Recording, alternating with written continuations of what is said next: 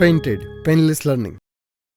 નમસ્કાર dear student, સ્વાગત કરું છું તમારું પેઇન્ટેડ લર્નિંગમાં. આજના વિડીયોમાં આપણે ચર્ચા કરવાના છીએ કે 4 દિવસમાં ગુજરાતી ફર્સ્ટ લેંગ્વેજ એટલે કે જે ગુજરાતી મીડિયમની અંદર છે એ વિદ્યાર્થીઓ ગુજરાતી 4 દિવસમાં કેમ ફિનિશ કરી શકે. સ્વાગત કરું છું તમારું પેઇન્ટેડ લર્નિંગમાં. હું છું તમારો દોસ્ત મેઘાણી સર. તમે પહેલી વખત તમારી ચેનલમાં આવ્યો તો ચેનલ સબસ્ક્રાઈબ કરો અને વિડીયો લાઈક કરો. સો 4 દિવસમાં ગુજરાતી આખું પૂરું કરવું આમ ઇઝી લાગે પણ આમ અઘરું છે. જો તમે પ્લાનિંગ વ્યવસ્થિત નહીં કર્યું હોય તો તમે લોકો શું કહેવાય કે 4 દિવસમાં ગુજરાતી નહીં ફિનિશ કરી શકો. આપણે છેલ્લા 30 દિવસમાં કેવી રીતના સારી રીતના મહેનત કરીને આપણે 90+% લાવી શકીએ એની વ્યૂહરચના આયોજન બનાવ્યું છે. અને એની અંદર આજે આપણે તમને મેં બોર્ડનું ટાઈમ ટેબલ સમજાવ્યું હતું કે ભાઈ પહેલો પેપર છે એ એકાઉન્ટનો છે અને છેલ્લો છે એ કોમ્પ્યુટરનો. ઓલરેડી આપણે 13 થી 17 કોમ્પ્યુટર કરવાનું હતું, રાઈટ? ઓકે, નહીં 13 થી 17 નહીં ભાઈ, કોમ્પ્યુટર ક્યારે કરવાનું હતું? 10 થી 13 કરવાનું હતું, બરાબર? 10, 11, 12 અને 13 4 દિવસમાં કોમ્પ્યુટર કેમ પૂરું કરવું, એસપીસીસી વાળાને એસપીસીસી કેમ પૂરું કરવું એની વ્યૂહરચના મેં આપી હતી. આશા રાખું છું કે તમે લોકોએ પૂરું કર્યું હશે. જેમને ન કર્યું હોય એ કરી લેજો, કારણ કે હવે તમારા પાસે સમય નથી, કારણ કે હવે 25 દિવસ કરતાં પણ ઓછો સમય છે. તો હવે તમારે પ્લાનિંગ બનાવવું પડે. જો પ્લાનિંગ નહીં બનાવો તો આ બધા સિલેબસ જે છે એ ફિનિશ નહીં થાય. તો એસપીસીસી અને કોમ્પ્યુટરની તૈયારી થઈ ગયા પછી હવે વાત કરીએ છીએ આપણે ગુજરાતીની. 20 તારીખે ગુજરાતી મીડિયમવાળાને ગુજરાતીનો પેપર હશે અને ઇંગ્લિશ મીડિયમવાળાને ઇંગ્લિશનો પેપર હશે. તો ભાઈ ક્યારે કરવાની છે ગુજરાતીની તૈયારી? આપણે વાત કરી ચૂક્યા છીએ. 14 થી 17 એટલે 14, 15, 16 અને 17 4 દિવસ છે. 4 દિવસની અંદર તમારે ગુજરાતી જે છે એ ફિનિશ કરવાનું છે. કેવી રીતના કરશો? ગદ્ય કરવાનું, પદ્ય કરવાનું, ગ્રામર કરવાનું અને લેખન કરવાનું. આ 4 વસ્તુ છે. તો જુઓ ડિયર સ્ટુડન્ટ, સૌથી પહેલાં તમે આલ્ફા એકેડમી અમારું છે હાઈકોર્ટ રોડ ઉપર ભાવનગર. તમે અગર ભાવનગરમાં રહેતા હોય તો તમે એને સજેસ્ટ કરી શકો છો. તમારા નાના ભાઈ બહેન માટે પેઇન્ટેડ લર્નિંગ એપ્લિકેશન છે. અગર ભાવનગરમાં નથી રહેતા તો એ હવે 6th 12th માટેની થઈ ગઈ છે અને આવતા વર્ષથી તો અકાઉન્ટના સ્ટેટના એના પણ લાઈવ લેક્ચર આપણે શરૂ કરી દઈશું. ઓકે, તો કેવી રીતના તૈયારી કરવી જોઈએ? 14 તારીખ પહેલાં તમારે કરવાનું છે વિભાગ એ છે ગદ્ય. ગદ્યની અંદર પાઠ હોય, આપણા જે કંઈ નવલકથા હોય, વાર્તા હોય, એમાંથી સવાલ જવાબ પૂછાય. ઘણા બધા વિદ્યાર્થી મિત્રો મારી જેવા હોય અને ગધેડા મજૂરી કરે કે ભાઈ બધાય પાઠના સવાલ જવાબ પાકા કરે, સવિસ્તાર પાકા કરે ને 1 વાક્યના કરે ને 2 વાક્યના કરે ને. ભાઈ ન કરો, નથી પૂછાવાનું એટલું બધું. તો સાહેબ શું કરવું?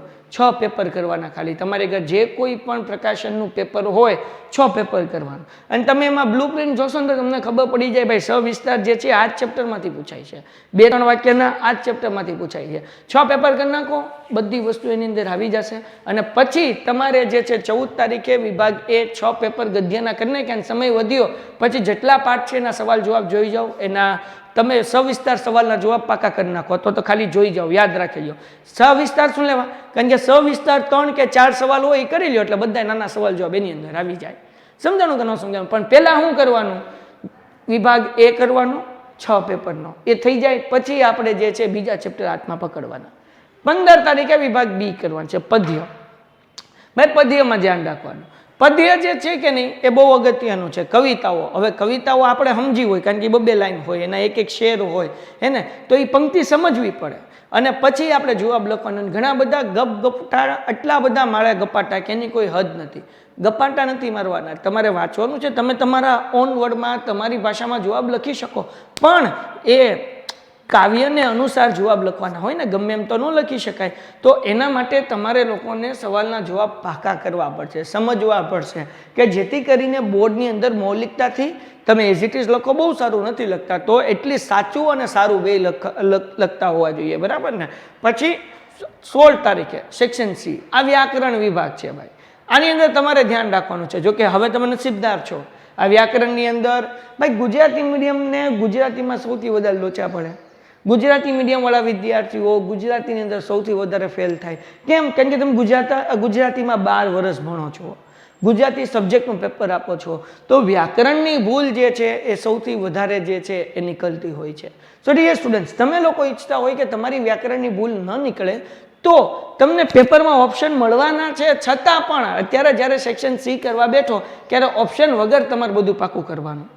રૂઢિપ્રયોગ કરો છો, સમાનાર્થી કરો છો, વિરોધાર્થી કરો છો, જોડણી કરો છો, એમાં ઓપ્શન આપ્યા હોય તો આપણે ઓપ્શન વગર લર્ન કરવાનું.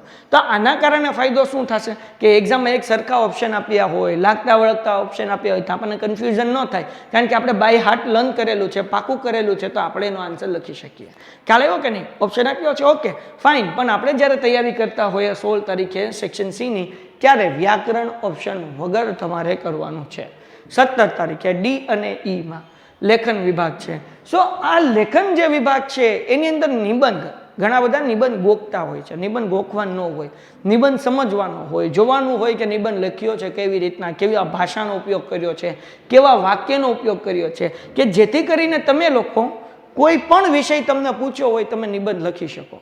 તો હવે તમારે શું કરવું સાહેબ, ખબર કેમ પડે અમારે કેવી રીતના તૈયારી કરવી? તો 6 પેપરની અંદર હરેક પેપરમાં 2-3 નિબંધ આપ્યા હોય તો 12 થી 18 નિબંધ તમારે કોઈ પણ પેપર સેટની અંદર હશે. આ 18 નિબંધ તમારે લર્ન નથી કરવાના, વાંચી જવાના છે, સમજવાના છે. એમના તમે ઓનવર્ડ તમારી મૌલિકતાનો ઉપયોગ કરીને, તમારી વિવેક બુદ્ધિનો ઉપયોગ કરીને કોઈ વિષય પૂછાણો હોય તો તમે લખી શકવા જોઈએ, કારણ કે 12મા ધોરણના વિદ્યાર્થીઓ છો, હે ને.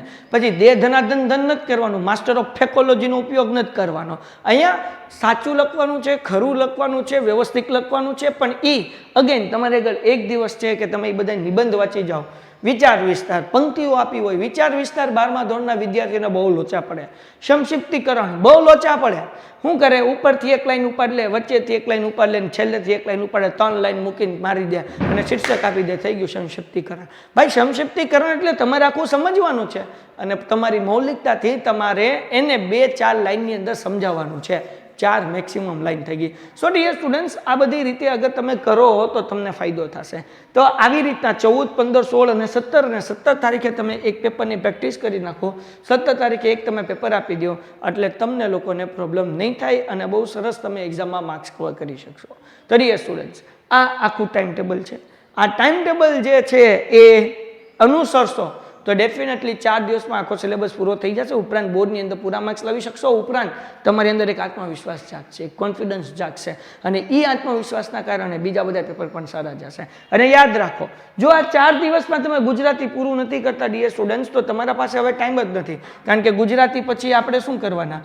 18 તારીખે દ્વિતીય ભાષાની તમે તૈયારી કરશો, એટલે કે તમે ગુજરાતી મીડિયમ વાળા ઇંગ્લિશની તૈયારી કરશો.